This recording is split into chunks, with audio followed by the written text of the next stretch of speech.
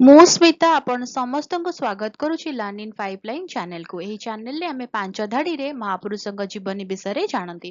ଯେତେବେଳେ ପାଞ୍ଚ ଧାଡିରେ ଜାଣନ୍ତି ଅଧିକା ଜାଣିବାକୁ ଇଚ୍ଛା ହୁଏ। ଯଦି ଅଧିକା ଜାଣିବାକୁ ଇଚ୍ଛା ଅଛି କମେଣ୍ଟରେ ଜଣେଇବେ। ଆମେ କଣ କରିବା ନା 10 ଧାଡି 15 ଧାଡି ବା ଲମ୍ବା ଏସେ ମହାପୁରୁଷଙ୍କ ବିଷୟରେ ନେଇକି ଆସିବା। ତାହେଲେ ଆଜିର ଭିଡିଓରେ ଆମେ ଜାଣିବା ଆଉ ଜଣେ ମହାପୁରୁଷଙ୍କ ଜୀବନୀ ମାତ୍ର 5 ଧାଡିରେ। ଆଜିର ଭିଡିଓରେ ଡିସ୍କସ୍ କରିବା ସତ୍ୟେନ୍ଦ୍ରନାଥ ବୋଷଙ୍କ ବିଷୟରେ। ସତ୍ୟେନ୍ଦ୍ରନାଥ ବୋଷ ଭାରତର ଜଣେ ମହାନ ବୈଜ୍ଞାନିକ। ତାଙ୍କର ଜନ୍ମ 1 ଜାନୁଆରୀ 1894ରେ ଭାରତର କୋଲକାତାରେ ହୋଇଥିଲା। ବାଲ୍ୟକାଳରୁ ବୋଷ ଗଣିତ ଏବଂ ବିଜ୍ଞାନରେ ଅସାଧାରଣ ବୁଦ୍ଧିମତ୍ତା ଏବଂ କୌତୂହଳ ଦେଖାଇଥିଲେ। ସେ କଲିକତା ବିଶ୍ୱବିଦ୍ୟାଳୟରେ ଅଧ୍ୟୟନ କରିଥିଲେ, ଯେଉଁଠାରେ ସେ ପରେ ପ୍ରଫେସର ହୋଇଥିଲେ ଏବଂ ତାଙ୍କର ଗଭୀର ଜ୍ଞାନ ଏବଂ ଅଭିନବ ଚିନ୍ତାଧାରା ମାଧ୍ୟମରେ ଅନେକ ଛାତ୍ରଙ୍କୁ ଅନୁପ୍ରାଣିତ କରିଥିଲେ। ବୋଷ ବିଶ୍ୱ ପ୍ରସିଦ୍ଧ ବୈଜ୍ଞାନିକ ଆଲବର୍ଟ ଆଇନଷ୍ଟାଇନଙ୍କ ସହ ତାଙ୍କର ସହଯୋଗ ପାଇଁ ସବୁଠାରୁ ପ୍ରସିଦ୍ଧ।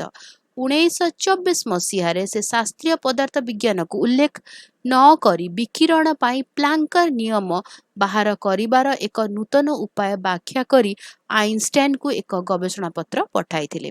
ଆଇନଷ୍ଟାଇନ ଅତ୍ୟନ୍ତ ପ୍ରଭାବିତ ହୋଇଥିଲେ ଏବଂ ବୋଷଙ୍କ ପତ୍ରକୁ ଜର୍ମାନ ଭାଷାରେ ଅନୁବାଦ କରିଥିଲେ। ଏହାକୁ ଏକ ପ୍ରମୁଖ ବୈଜ୍ଞାନିକ ପତ୍ରିକାରେ ପ୍ରକାଶ କରିଥିଲେ।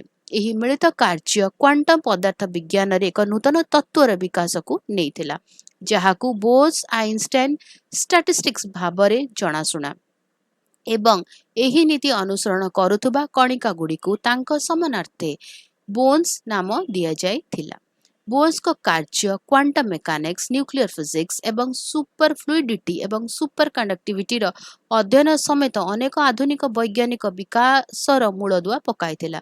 ପଦାର୍ଥ ବିଜ୍ଞାନ ବ୍ୟତୀତ ତାଙ୍କର ସାହିତ୍ୟ, ଦର୍ଶନ ଏବଂ ସଙ୍ଗୀତରେ ଗଭୀର ଆଗ୍ରହ ଥିଲା, ଯାହା ତାଙ୍କର ସୁସଜ୍ଜିତ ବ୍ୟକ୍ତିତ୍ୱକୁ ପ୍ରଦର୍ଶନ କରିଥିଲା।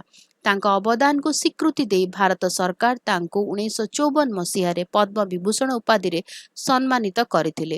ତାଙ୍କୁ ଭାରତର ସର୍ବୋଚ୍ଚ ଶିକ୍ଷାଗତ ସମ୍ମାନ ମଧ୍ୟରୁ ଗୋଟିଏ, ଜାତୀୟ ପ୍ରଫେସର ଭାବରେ ମଧ୍ୟ ନିଯୁକ୍ତ କରାଯାଇଥିଲା। ସତ୍ୟେନ୍ଦ୍ରନାଥ ବୋଷଙ୍କ ଫେବୃଆରୀ 4, 1974ରେ ଦେହାନ୍ତ ହୋଇଥିଲା, କିନ୍ତୁ ତାଙ୍କର ଐତିହ୍ୟ ସାରା ବିଶ୍ୱର ବୈଜ୍ଞାନିକମାନଙ୍କୁ ପ୍ରେରଣା ଦେଇ ଚାଲିଛି। ତାଙ୍କର ଅଗ୍ରଣୀ କାର୍ଯ୍ୟ ଆମକୁ ମନେ ପକାଇ ଦିଏ ଯେ ଶୁଦ୍ଧ କୌତୂହଳ ଏବଂ ସମର୍ପଣ ବିଶ୍ୱକୁ ପରିବର୍ତ୍ତନ କରୁଥିବା ଆବିଷ୍କାରକୁ ନେଇପାରେ। ଭିଡ଼ିଓଟି କେମିତି ଲାଗିଲା ମୋତେ କମେଣ୍ଟ କରିକି ଜଣାଇବ। ଯଦି ଭଲ ଲାଗିଲା ଭିଡ଼ିଓ ଟିକେ ଲାଇକ୍ କରିଦେବ, ଭିଡ଼ିଓକୁ ସେୟାର କର, ଚ୍ୟାନେଲକୁ ସବସ୍କ୍ରାଇବ କରି ବେଲ୍ ଆଇକନ୍ ପ୍ରେସ୍ କରି ଅଲ୍ ନୋଟିଫିକେସନକୁ ଅନ୍ ରଖିଥାଅ। ତାହେଲେ ରହୁଛି, ଦେଖା ହବା ଆଗାମୀ ଭିଡ଼ିଓରେ। ନମସ୍କାର।